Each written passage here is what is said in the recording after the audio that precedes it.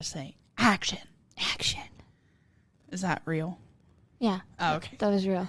So we are live. That was real or live. That was a real action. It was not a fake action.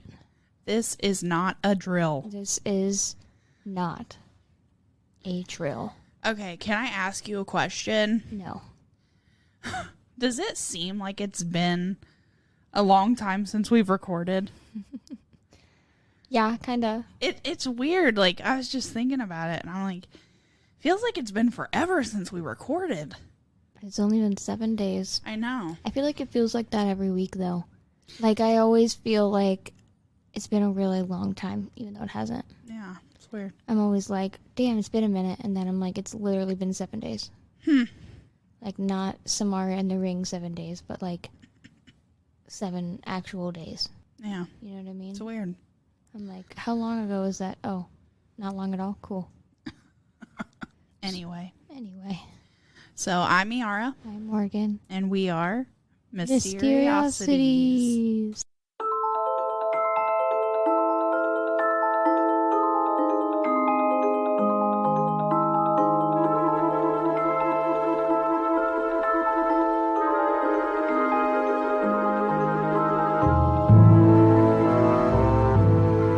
Anyway, So, what are we talking about today? Because I have no clue. I'm in the dark. why don't you guess? Well, you said it was a murder. Yes. Multiple murders or just one? Multiple murders, but not in the sense of a serial killer, in the sense of multiple people were killed. By more than one person? Yeah. Oh, I don't know. Do you want to ask another question? We can play 20 questions. I don't know. I can't guess. I suck at this. When did it take place? In the 1930s. It's not the Black Dahlia, is it? No. Nope. I don't know. Was it a man? No.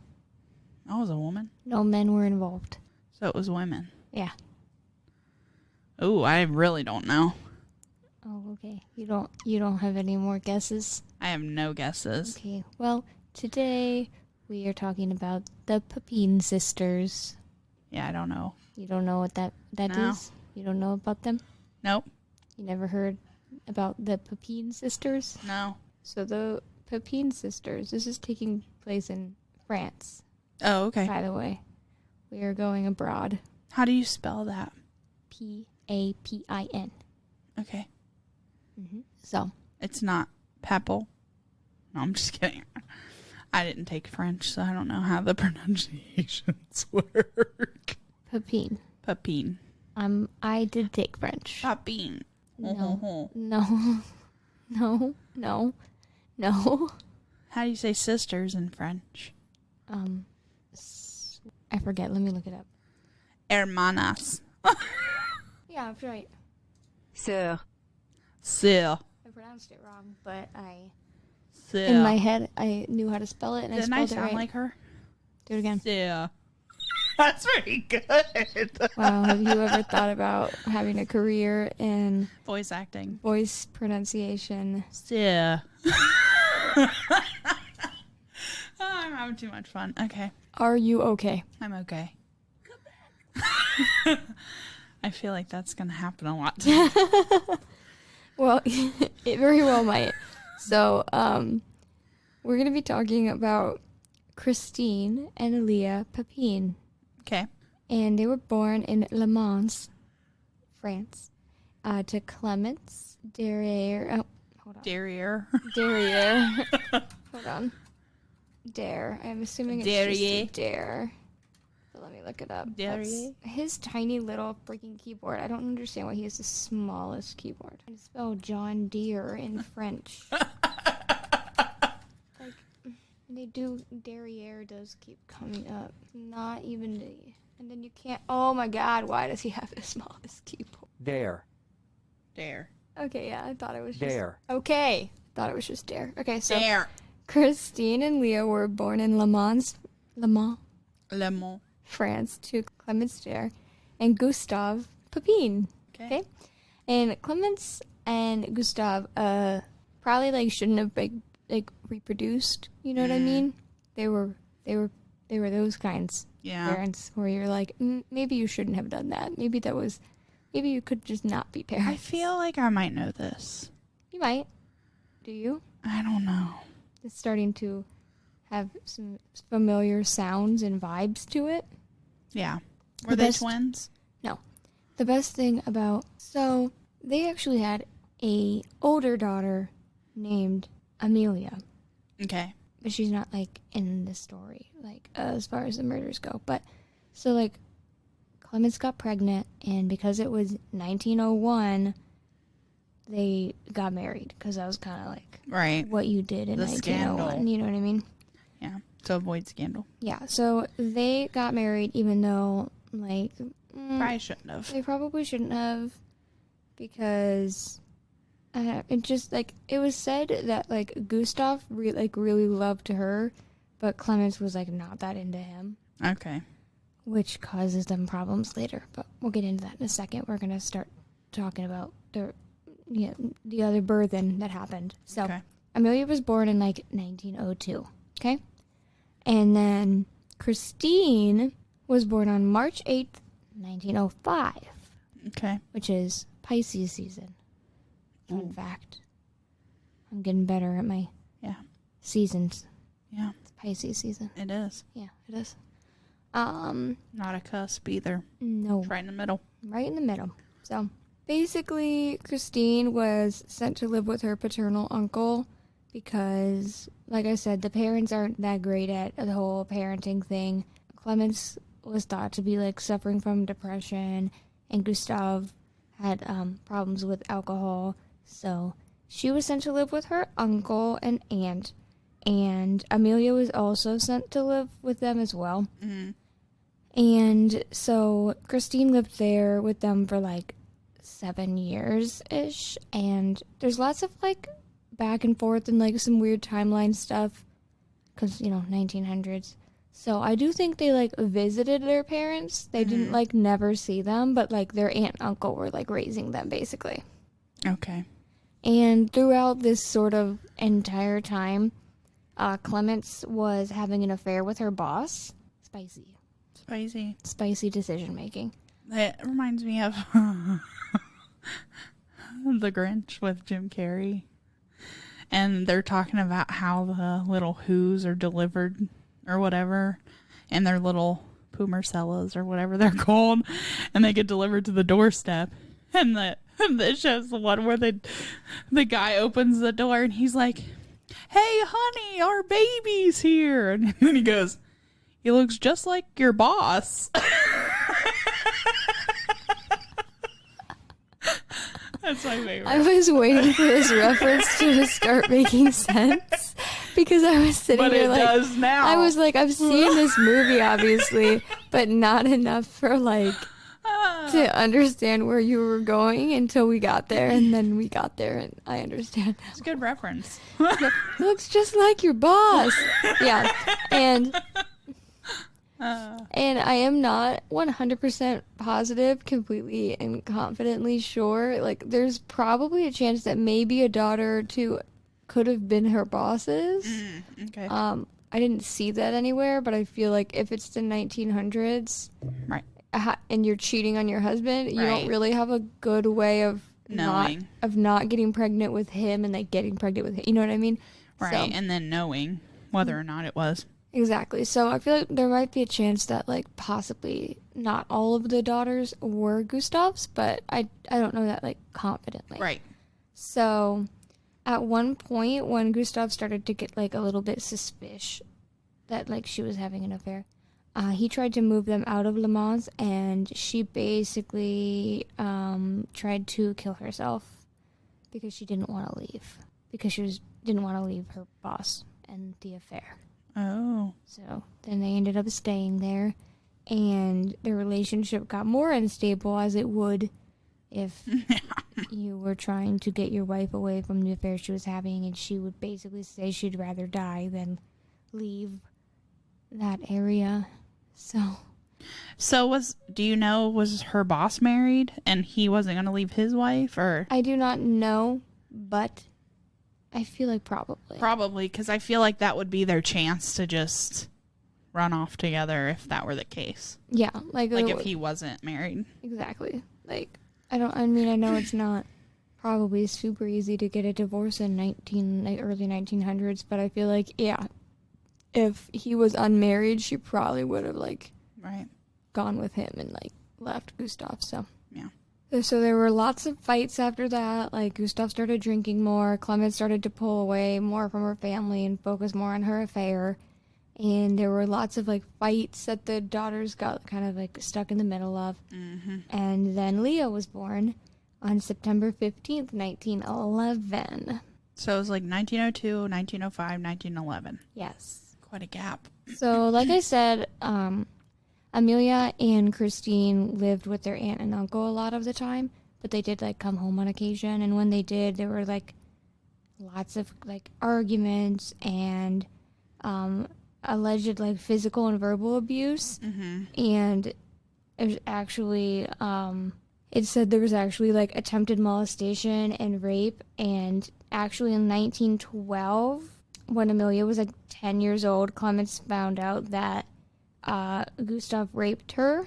Oh, wow. And so that was sort of when the divorce went into action. They started to, like, not started to get divorced, but, like, that's when they were like, okay, we're getting divorced. But do you want to know why Clemens wanted to get a divorce? It's not because her husband raped their daughter. It's because she was upset that he cheated on her. Okay, I've heard this. I know this story. And she thought that Amelia had seduced him and then sent her... As a 12-year-old. 10. So, 10. Yeah.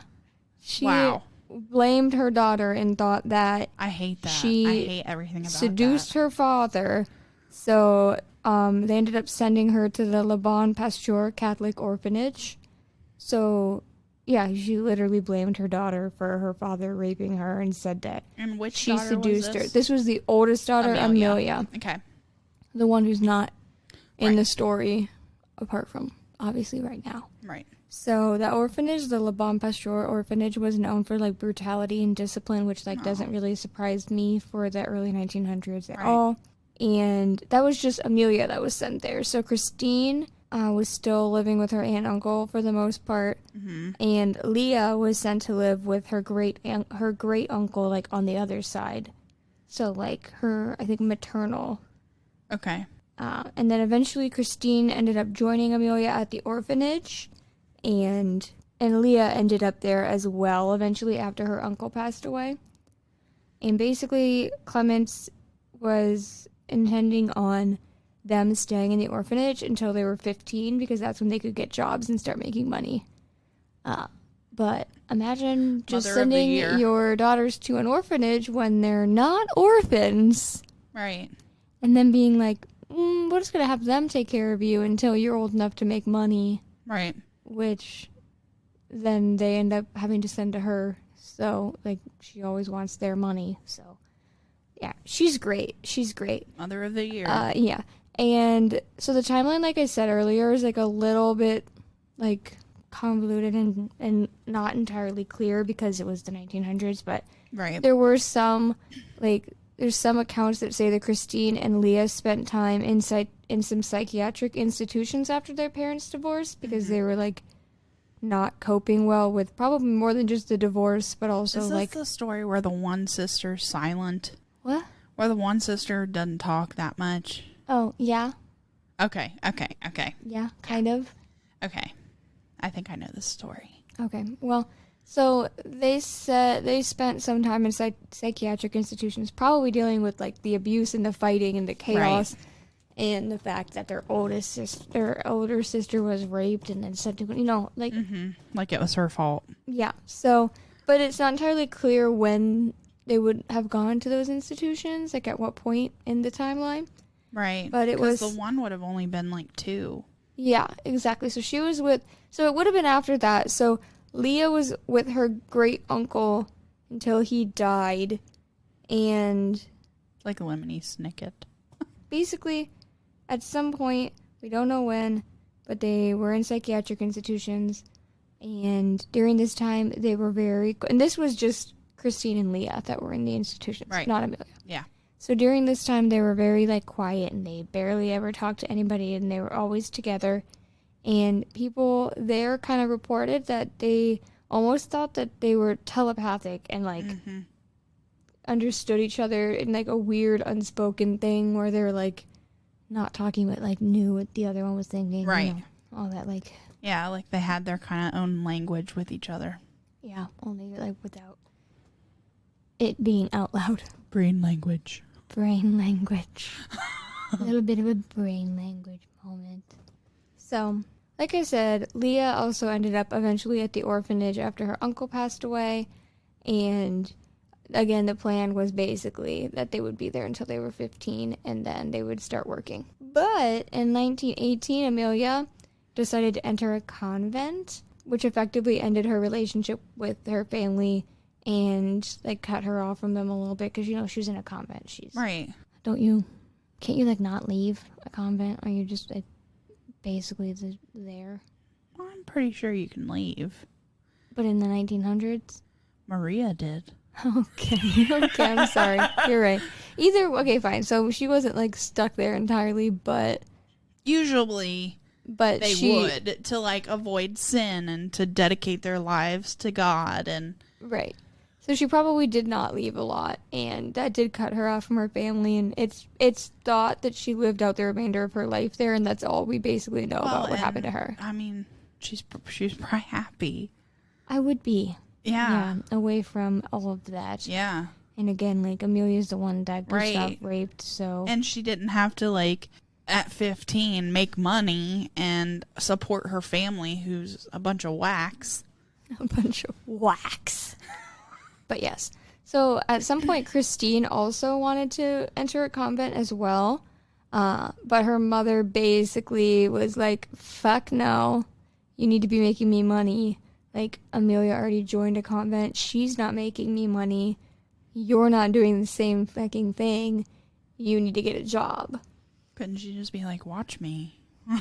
Yeah, in do? in some respects, you'd be like, well, yeah, you could just do it anyway, but I'm not sure. She probably used a lot of, like, mind trickery and stuff. Right, guilting her and whatnot. Mm-hmm. So, Christine had already sort of, she wasn't, like, I don't know how it works with convents. I'm assuming there's, like, some kind of, like, training period or, like, before you're, like, officially... You probably have to go through some type of, like, I don't know, I would think, like, rebaptism and shit.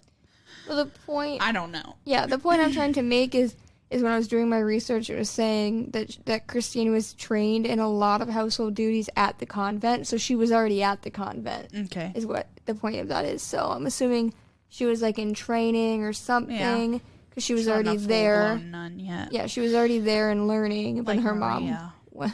When her mom was like, fuck no, you're getting a job. Okay. So because she had trained in, like, household duties and whatnot, etc., it was really easy for her to find a position as a live-in maid because she already kind of had some of the training. Yeah, I know this story. For sure. Yeah. I remember now. Oh. Continue. But that means you already know what happens. Kind of. I don't remember all the details, but I know where you're heading. But go ahead. That was a perfect moment for that. Okay. Okay, anyway, so she was described as very hardworking and a good cook because she usually had a cook position when she was there. But she was occasionally described as insubordinate. Yeah. So, you know, she was a little spicy and not, especially back then, you're Right. probably, you know, talk back to your people, you know what I mean? She's probably pissed off because all she wanted to do was be a nun. Honestly. But also from, like, the sounds of her, it doesn't really seem like she'd be a very good nun. So yeah. I don't really understand why she wanted to be one. But Leah also eventually became a maid, and she was often described as quiet, introverted, and obedient, but less intelligent than Christine. Yeah. So she was kind of... a lot of people said she eventually basically lost like her personality entirely and was just like an extension of her sister and didn't even have her own personality. Yeah. So usually their employers were happy with their work. They always tried to work together at the same house when they could. Mm-hmm. But their mother always pushed them to find better paying jobs. So they'd be somewhere and their employers would be happy, but their mom would be like, you're not making enough money. So then they would try to find another job where they were making more money. Meanwhile, what did their mom do? Just probably bang nothing. her boss? Yeah, probably just banging her boss and doing nothing. And the divorce is, so Gustav is gone. Not that anyone's missing him, but like, yeah, she's probably just fucking her boss and taking her daughter's money. But yeah, so they were always changing jobs and like trying to find better paying jobs. And that will get us to, I don't want to say the incident yet, because not the incident yet, but we're in the house now. Because it was 1926 when they found positions as live-in maids for the Lancelin family. Mm-hmm. And that was at 6 Rue Bruyere. Thank you. That was my French. And who lived there, basically, the Lancelin family was Monsieur. I can never say that one. Monsieur. Monsieur. Putupu. Anyway, his name was Rene, and he was a retired solicitor, which means lawyer, if you didn't know that. Did you know that? I didn't know that. Cool. I didn't. I don't know why. It's like I did, but I didn't.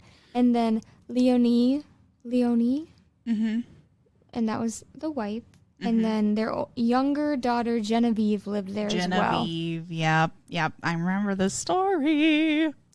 They also had an older daughter, but she was married and no longer lived at home. Okay. So, Christine got a job there first as a cook. And after a few months of working there, she convinced Leonie, is that what we said? Yeah, Leonie to hire Leah as a chambermaid. Yeah. So then Leah was there as well. So by all accounts, they were treated like relatively well for the time. Like they ate the same food as the family. They lived in a heated room. They were paid the standard wages of the time. So, it wasn't like super shitty, but it was definitely weird, which we'll get into. But when they first started, and for a fair amount of time, like that they worked there, because they worked there for like 7 years, mm-hmm. They were very good at their job, like enough that the Lancelins were basically the envy of all of their friends for having such dedicated and hardworking, like, maids. Like, people were jealous of them for having the Papin sisters as their domestic help, as it said. And even, which I thought was super nice and very interesting, was at one point, Leonie found out that they were sending their wages to their mother and basically forbade them from doing that ever again. And then even told Clemens, like, you're not getting their money anymore. Like, wow. That's not your money. It's their money. They are not going to be sending it to you at all, ever again. Mm-hmm. Which is super nice. Yeah. Like, it shows that she's, like, looking out for them. Cares. She's, like, cares enough to be like, I see the work that you're doing, and why aren't you getting your money out of it? Like, why are you sending it to her? But it was still a little bit weird. Like, in the 7 years that they worked there, they never, ever, ever, ever spoke to Renee, and he never spoke to them. Not one word. Okay. Which, maybe that's kind of, like, normal for the time, but it seems weird to not have not even one passing word. Not like, hey, that weather, you know what I mean? Yeah. Whew, it's crazy out there. Like, was it a rule? It didn't say that it was a rule, that they, like, couldn't talk to him, but I still think it's kind of weird. Yeah. They just never spoke to him, and he never spoke to them. Ever at all. Yeah. And even Leonie, she gave them instructions through writing, not, like, through really talking to them. But I assume that that's not all. Like, I'm assuming she did talk to them, too, because the whole thing with their mom, I doubt that whole situation happened through written communication. Right. I'm sure, like, that conversation sort of seemed like it would have happened in person. Like, hey, you're giving your wages away. Right. We're not doing that anymore.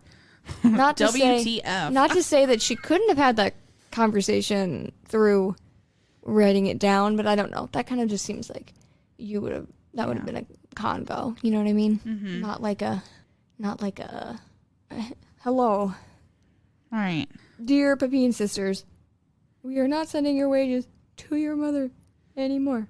Leonie. You know what I mean? I just feel like you wouldn't write that one down. That just seems like a face-to-face one. But don't quote me on that. I got stuck. That's just a thought of mine. But still kind of weird. Yeah. Okay. And she was also, Leonie was also like really like a bit of a stickler and kind of a perfectionist. She performed white glove tests. Oh, yeah. Where she would like confirm that the furniture had been dusted by like touching it with white gloves on, you know what I mean? Yeah. Like I said, at first all was kind of all right. Like she was picky, but they were really good at their jobs. Everybody was jealous of their staff. Mm-hmm. You know, she made sure they were getting their wages. You know, not bad. It was not. They were eating good food. They had a warm room. Mm-hmm. I saw a lot saying that she got depression and then they became the target of her mental illness, but I don't know. We're going to blame depression for that? I'm not sure. Either way, kind of things started going really downhill. Mm-hmm. So she started scrutinizing the work that they were doing a lot more. And there were occasions where she like would physically assault them, like slam their heads against walls. Oh, jeez. I read that she'd like pinch them and just like, I don't know, like just... Yeah. Like little things like that, like prodding at it, you know what I mean? Yeah. But yeah, slamming heads against wall, not... I can see her like grabbing them by the ear and, you know what I mean? Like the old-timey stuff. Yeah. So it was really going downhill. And they also worked like 14-hour days. Mm-hmm. And they only had a half day off each week. So that's nuts to me. I mean, that's a half day off each week, which means of their 14-hour days, they had one day where instead they had 7-hour days instead. That makes me tired. That's just thinking about it. That's so much. You got to think your free time. I mean, I'm sure they weren't getting 8 hours of sleep, but you have like maybe 2 hours. But you have to think like 14 hours. What does that leave left in the day? 10, and like you sleep in maybe 6. So then you got 4. You have to eat. You have to shower. I thought you were going to say you have to shit. You have to shit. You have to... And then I also don't know if that went into consideration that, like, they had to run errands for the family a lot. So when they left the house, it was usually for, like, errands and, like, running around town to get stuff. Yeah. So I also don't know if that sometimes happened, like, outside of their 14-hour days. So, like, that's a lot. That's crazy. Right. Yeah, I'm tired just thinking that. Yeah, me too. I get tired working a 7-hour shift. Yeah, they basically only left the house, like I said, to run errands for the family and also for church, and that was basically it. Mm-hmm. Any free time that they had, they spent, like, with each other in their room, and, like, that's basically all they did. They didn't really do anything else. But as things were going really downhill, like I said, with, like, Leonie getting, like, kind of, like, physically abusive and, like, scrutinizing them a lot, like, it seemed like only a matter of time until they would get fired. Like, it was really going downhill. So, now we're on the night of February 2nd, 1933. Groundhog's Day. Is that what that is? Yeah. February 2nd is Groundhog's Day. I don't know if that existed back then. Or in France. Oh, yeah. Probably not. Yeah, the French are a little bit cooler than us. Like, they're not doing Groundhog's Day. We don't have groundhogs in France. Okay, well, groundhogs are cute, but, like, they don't know that they're trusting them to predict the seasons. They don't predict the weather. Oh, my God. I'm so sorry, anyone from France listening to this right now. Ooh, we do have, there's been a couple of French listeners. I saw them, so hopefully you're still here after that accent. That's pretty bad. It was just, what's the word? Very hyperbolic. Yeah, she was kidding. It was a joke. Yeah, it was like a very... It was a caricature of a French accent. Oui, oui, ho, ho, ho. Okay. You're making it worse, I know. actually. I know. You're not making it better.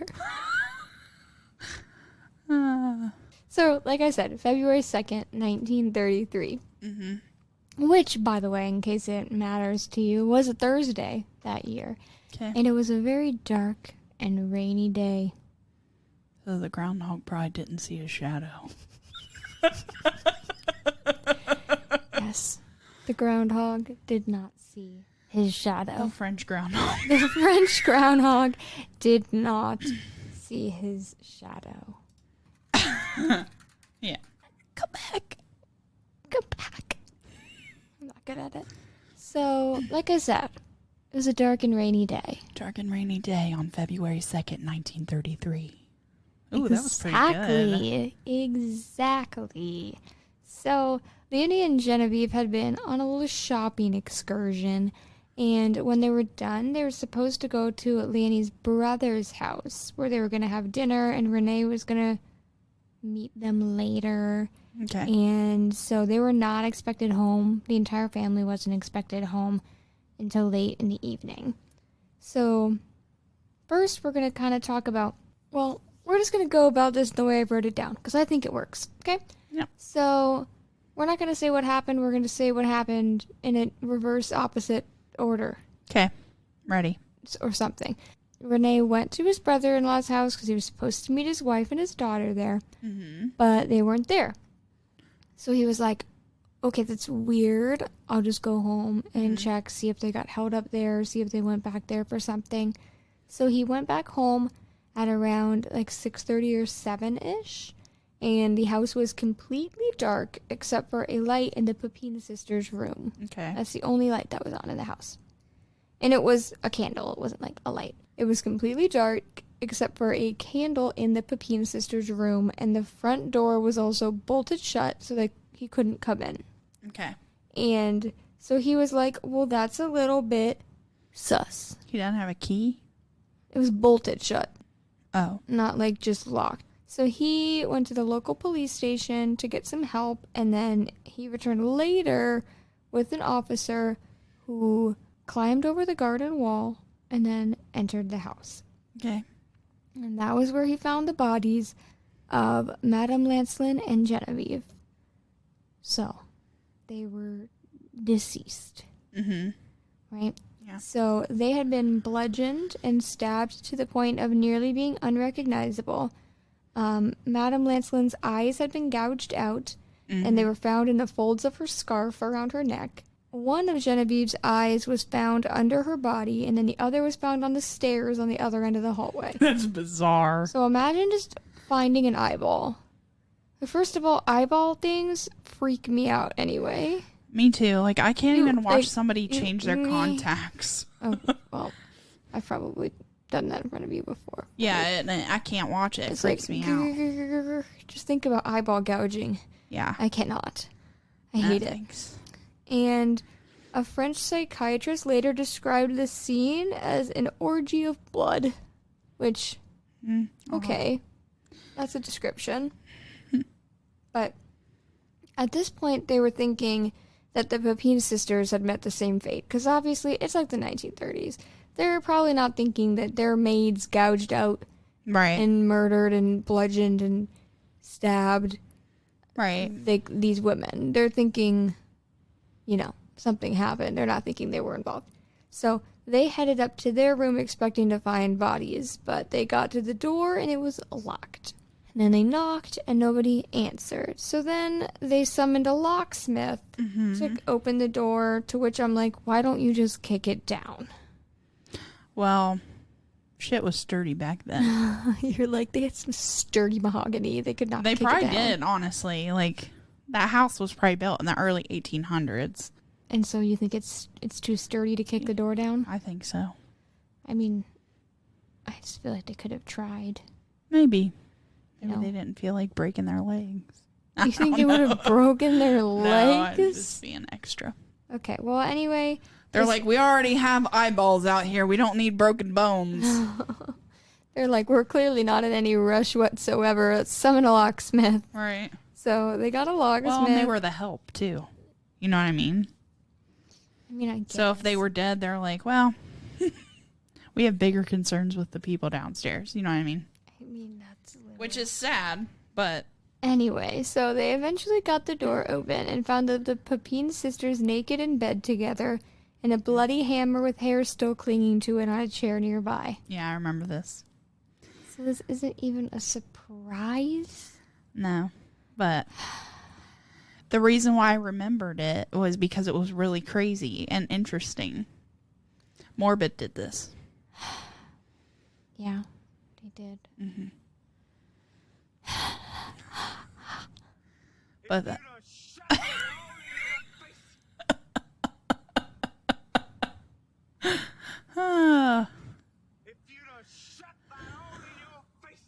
They were naked in bed together with the hammer? Oh my god! Exactly. Thank you. Crazy. So, upon questioning, they basically immediately confessed to the killings, and now we're going to talk about how they said it went down. Okay, so now we're going back in time. Yeah. So basically their day had been lots of errands, and one of the errands that they had to run was picking up an iron from the repair shop. Okay. Because there was an iron, it was broken, they took it to the repair shop, so now they had to pick it up, right? But then when they got home and they plugged the iron in, it blew a fuse and the power went out. So it was clearly still broken. Mm-hmm. Awkward. That's why you took it to the repair shop. Clearly they didn't repair it very well. Right. But since... So it's all the iron repairman's fault. That's the moral of this story. A damn iron repairman. It is the iron repairman's fault.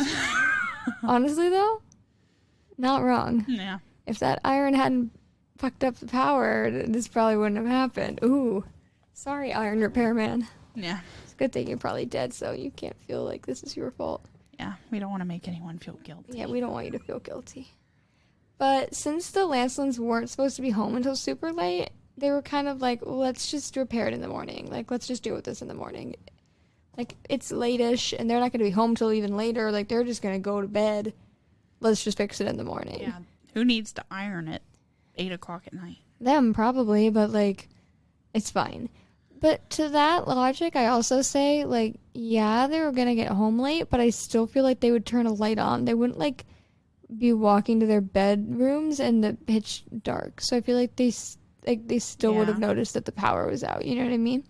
Right. Like, they're not going to just walk in. But, like, maybe they're thinking, like, oh, they'd be so exhausted that they wouldn't care. They want to go to bed. Yeah, that's true. I don't know. Anyway, so, like, obviously Madame Lancelin and Genevieve then unexpectedly returned home and no lights were on. So then Christine explained, like, hey, yeah, we plugged this iron in and it blew flues. It Blue flues. blew blues. It blew a fuse and the power went off. So when this explanation was happening, I saw a lot of diagrams and stuff, but basically at this point when this conversation happened, it seemed like Leo was upstairs in their room, and Madame Lancelin and Christine were like kind of on the second floor, and then Genevieve was on the ground floor. Okay, but then she kind of got pissed. Madame Lancelin, she got pissed about the power outage and the blown flues. I like that. Flues. So she apparently allegedly attacked Christine, which again, we're hearing all of this from them as well. Right, the killers. So, yeah, so you got to keep that in mind as well. So apparently she attacked Christine, and so Christine smashed a pewter jug on top of her head. Like, you know? And then Genevieve came to her mother's defense and tried to attack Christine. And then Christine allegedly shouted, I am going to massacre them. Massacre? That really ruined the aesthetic of that sentence. Christine allegedly shouted, I am going to massacre them. Which, I wonder how you say that in French. Let's look it up. Massacre. No, like, in French. Like, actually in French. It sounds like a French word anyway. Well, yeah, because... Je vais les massacrer. Okay. Je vais les massacrer. Massacre. Je vais les massacrer. Je vais les massacrer. Cool. So she said that. And then Leah rushed down from the attic to attack Leonie as well, with Christine egging her on, basically saying, smash her head into the ground and tear her eyes out, as one does. Mm-hmm. As one says. That's a commonly said thing that people say. Yeah. Like, during a fight. Any sane person would. I mean, who wouldn't? Right. I said that yesterday. Duh. So, yes, basically. That is very brutal. Right. So, Leah did what she was told because, like we said earlier, she was basically just an extension of her sister and kind of did what did what she was told. And then Christine tore Genevieve's eyes out as well. Though I did read in another source that Christine tore Genevieve's eyes out first, and then Leah saw her do that, so then she tore out Leonie's eyes that kind of second. Makes sense. So, either way it happened, but saw it in two different ways, like what order it happened in. So, without their eyes, they were kind of helpless, and yeah, still alive. So then Leah and Christine grabbed some hammers, they grabbed a knife. Well, they grabbed a hammer and a knife, I should say. They had the pewter pot still, and so they were stabbing them and, hitting them and basically just brutalizing them with whatever they could find. It's like all of their pent-up anger just came out in that instance. Yeah. That's crazy. And it does feel like they probably had a lot of it because... Yeah, I mean, look how they grew up. Mm-hmm. So... They were carved up their chests and their faces. They then lifted their skirts up and began cutting into their buttocks, thighs, and genitals. Jeez. Mm-hmm. And I only saw this in one source, but it did seem like a relatively reputable source. But I also read that they basted Leonie with her daughter's menstrual blood. So, that may have happened. Interesting. But I only saw that on one source, so possibly not. I don't know. That's like insanity. Yeah. Yeah, like they were like insane. Yeah. It's crazy. It's pretty insane. So then they cleaned themselves up. They locked every door in the house. They lit one candle in their room, and then they waited for the inevitable. Because, I mean, like, you could have tried. You could have left. They didn't even try to leave. They just went up to their room. They could have dipped hours before anybody else got home. Maybe not hours, but like a chunk of time until anyone came home. You could have been in Morocco by then. They probably just didn't. I mean, they didn't really have the resources to do that either. And they're just tired. They don't. A little bit crazy, so they probably weren't even thinking about it. No, you can't think that. I mean, if you do something so heinous like that, like you can't. You're obviously not thinking straight, so they're probably like, let's just go up and go to bed and calm down. Yeah. And they're probably naked because they cleaned each other up. Or other reasons. They were incestuous. Yes. There are rumors that was the case. Oh, there are rumors. I have more information because now we're going to talk about the trial. Mm-hmm. So even though they obviously confessed immediately, like we already talked about, they did say that they did it in self-defense. Christine saying it was her or us. And Leah saying, from now on, I am deaf and dumb. Which I'm not really sure what that meant. But I guess she wasn't going to say shit. Mm-hmm. She wasn't going to admit to anything or whatever. So this case attracted a fair amount of attention. And a lot of people actually were arguing that the murders were like a manifestation of class struggle. I mean, that was the bourgeois, what's that word? Bourgeoisie or bourgeoisie? Yeah, that word. Let me look it up. Bougie. Bougie. Is that where that came from? Yeah. Bourgeois. Bourgeoisie. Bourgeoisie. Bourgeoisie. Bourgeoisie. This is, I want... Bougie. Bourgeoisie. Bourgeoisie. So yeah, a lot of people were like, they were, they had lived in bad conditions. They were living under people who, like, all these rich people who were treating them badly. Mm-hmm. And, a lot of, like, intellectuals, like, I don't actually know any of these people, but, like, Jean-Paul Sartre, Simone de Beauvoir and Jean Genet, they were basically being like, this is just class warfare. Like, this is an example of what happens when people are treated badly.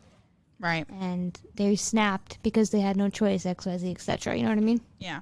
So, yeah, basically a lot of people were talking about how this was like class warfare and, you know, class struggle, and they snapped because, you know, it's working class, you know, and they're rich employers. Right.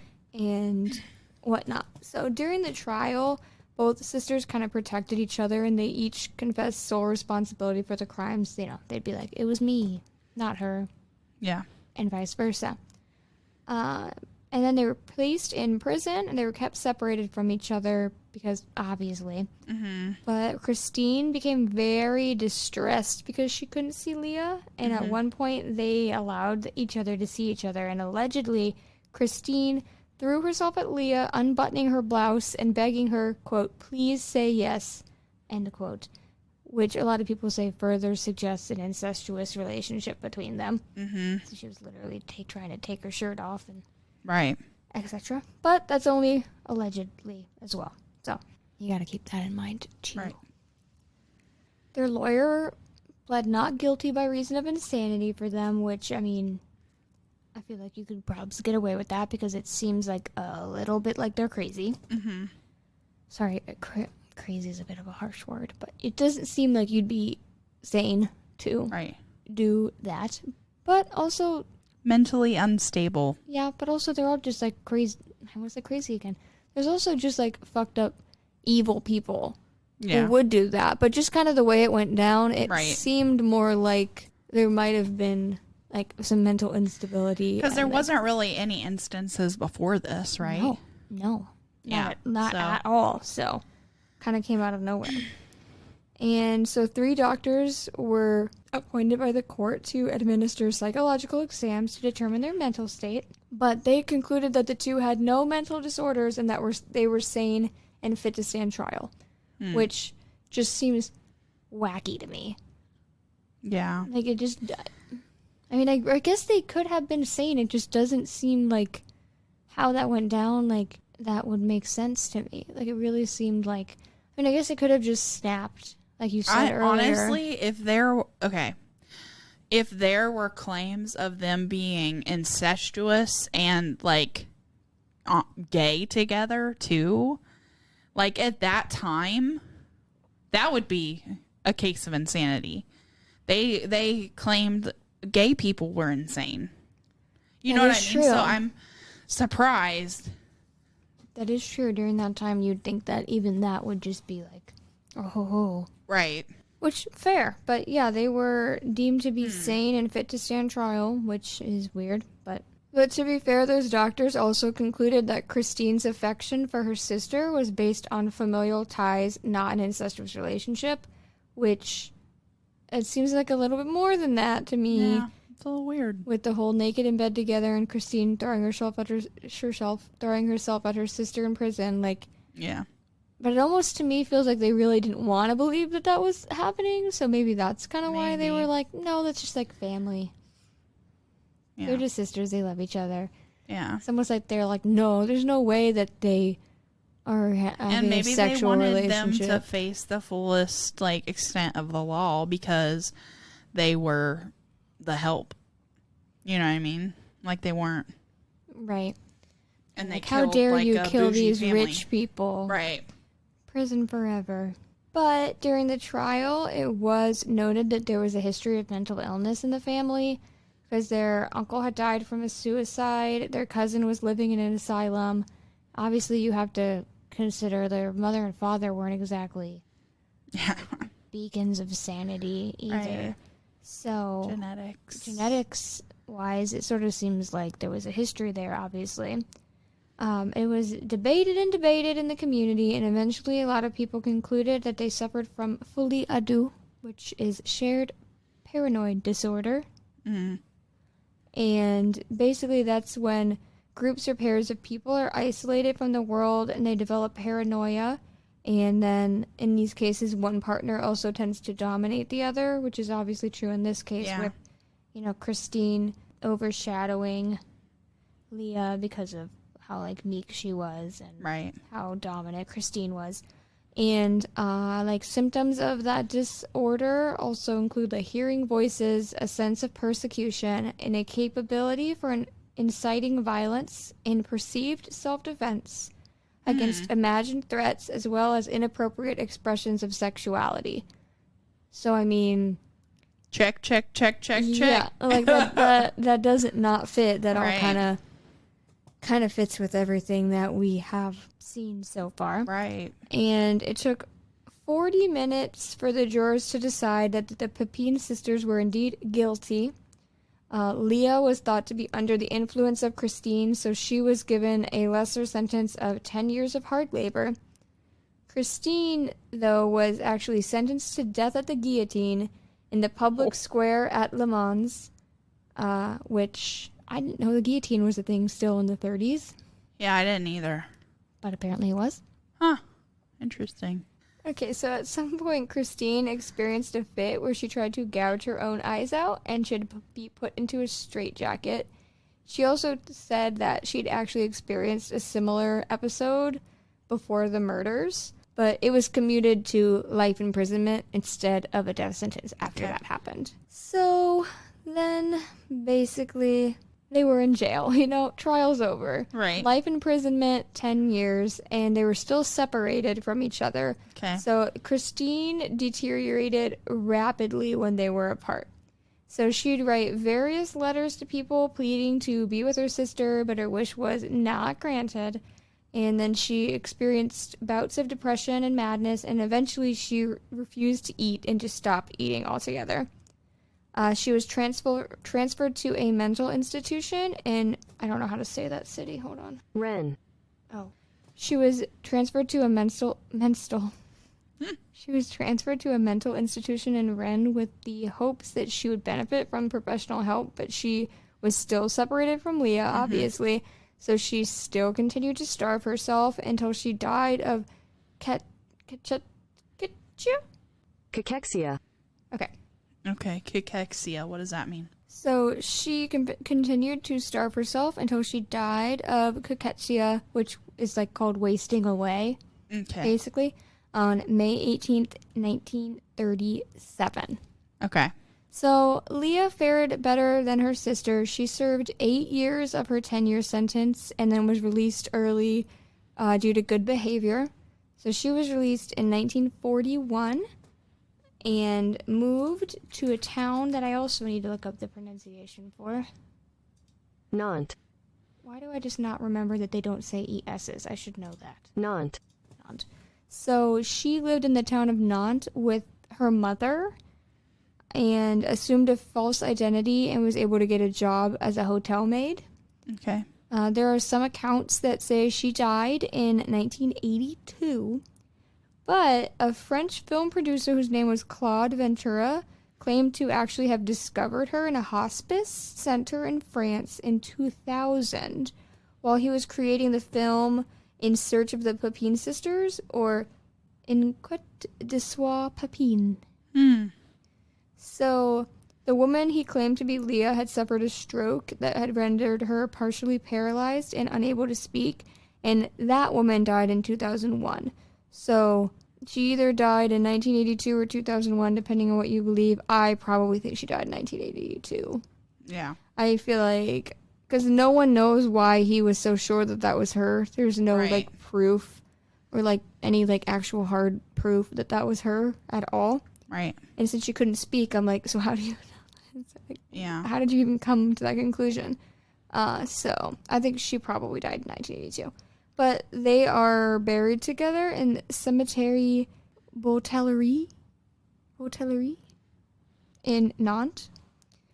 And so I'm assuming that that's the 1982 person who died. Again, I feel like the 2001 woman, I don't think so. So Nantes obviously is where Leah lived after she was released. Yeah. So I don't really know how they both ended up in Nantes when Christine died before she was out and living there. But maybe that's close. Why she lived there. True, maybe that's where she went there, or maybe that was close to the mental institution in Rennes. Like, it's unclear. But they're buried together in Nantes. The end. That's all. That's all I have. That's it. That's the end. It's sad. It's the end of the story. Yeah, it's all sad because you want to be like, damn, they literally gouged out eyeballs. Like, you don't want to feel bad for them, but then you like think about their life. Right. And how, like, honestly, just undisputably horrible their lives were. Basically, I mean, I guess when they were living with their like aunts and uncles, etc., like there wasn't anything. Those were pretty good people. Nothing really bad happened to them, but they were still, you know, visiting their parents who were super dysfunctional. Gustave definitely they just didn't get the help that they needed mentally.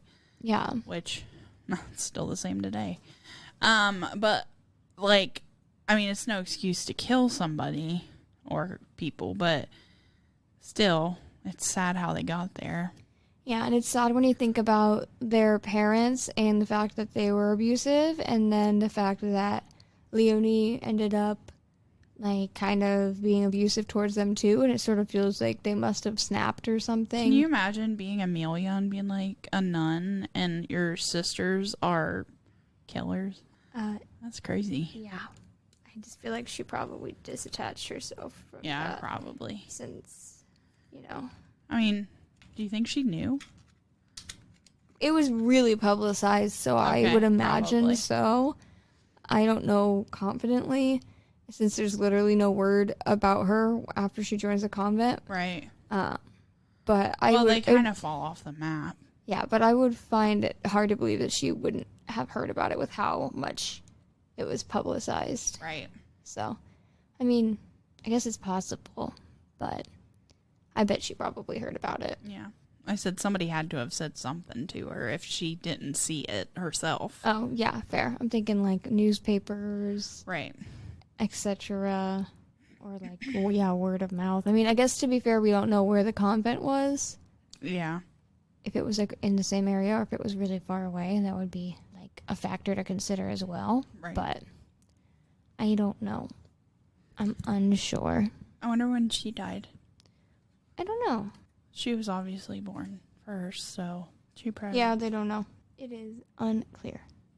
Well, that was a good one. Do you know what's weird, though? On this findagrave.com, Yeah. it's a website, I have her, and her birth is listed. It says death unknown, burial details unknown, and then on parents it has Gustave and Clemence, and Christine and Leah, but on Leah's it says 2001 as her death date. Oh. That's super weird to me. So that's really interesting, because that's... Interesting. I mean, the details still say that she was thought to have died in 1982, but then this Leah died in 2001, but I think it's interesting they chose to put the 2001 on this findagrave.com. Clemens is buried in that cemetery, too. And it's unknown what happened to Gustave or when he died. Actually, what's weird is it says burial, buried or lost at sea. How was he lost at sea? Weird. It's a weird website. I like it. Kind of spooky. Yeah. Okay, anyway, that's all I have. Nice. So, yeah. That's the Papin sisters. Kind of depressing. But mysterious. It's mysterious because we just don't really know why it happened exactly. And we don't know the specifics of the end. Yeah, and we don't know Kind of could go either way. if what went down the exact way they said, because again, we're trusting, you always have to take it with a grain of salt when you're trusting the people who did the killing to explain how it went down. Especially if they're mentally unstable. Especially if they're claiming self-defense and that she attacked them first, and you're like, did she? I mean, she could have, but we don't know. Right. We have no way of knowing if that's true or not. Right. Yes, it's got mystery involved. And I wonder, like, It just seems so sudden and so brutal that they lashed out like that. And it seemed like obviously it was Christine. And I'm wondering if like to punish her or punish them, she threatened to separate them or threatened to like fire one of them. And that was kind of like, you know, the straw that broke the camel's back. Like that just sent her over the edge because Leah was everything to her, you know? Yeah. So there's no way of knowing the exact particulars is the thing. It's one of those things where just speculation. It's just speculation. It's one of those things where, remember we talked about what's the one thing you'd go back so you could see exactly how it happened? Right. I wouldn't pick that one because I don't want to see someone's eyeballs gouged out. That would be... But, to be fair, I did say Diet Love Pass was my pick, and they had eyeball things, too. Yeah. So. But a Yeti had a cocktail shrimp fork. That's what he used. Yeah, you're right. You're right. Anyway, so that's it. That's all. So thanks for listening to this episode. And keep listening to us, please. And tell all your friends and your family. And your enemies and your friends to enemies. And your enemies to lovers. And your friends to lovers. And your lovers to friends. And, if you want to join a convent, join a convent. Yeah. Always do that. If that's what you want to do, we support you. Because you might gouge somebody's eyeballs out. Just kidding. Though that is true because she wanted to join a convent. Yeah. And you kind of got to wonder what would have happened if she had. Right. If she had been allowed to do it. Maybe she would have went on a nun killing spree, though. Okay. You never know. Here's the thing, though, is I think she might have snapped no matter what. And can you imagine if she'd been in a convent and there's just people who are just trying to like dedicate their lives to like helping people and like God and like she snapped there, like oof. I mean, it very well could have happened there. It just feels like she might have snapped. Yeah, like that no matter show what. on Oxygen snapped. But what's interesting is I feel like if that had happened, like if she had joined a convent and maybe Leah had gone and worked, I don't think Leah ever would have done anything. Yeah, I don't think so either. Like without it having been Christine, like that I'm pretty confident about, which is the same reason why when she was released early, like she lived the rest of her life and never did anything bad. So yeah, for sure. Anyway, so rate and review us on Apple Podcasts if you haven't already. We will read your reviews out loud and then get into contact with you and talk to you about an episode if you want to have your own episode. Yes. So what are you waiting for? We're bribing you. We're bribing you. And thanks, guys. That's all. Just kidding. I was waiting. It switched over to his again. I switched it because I wanted to do that joke. Oh. I want to dance. I want to dance to it again. Preconceived joke.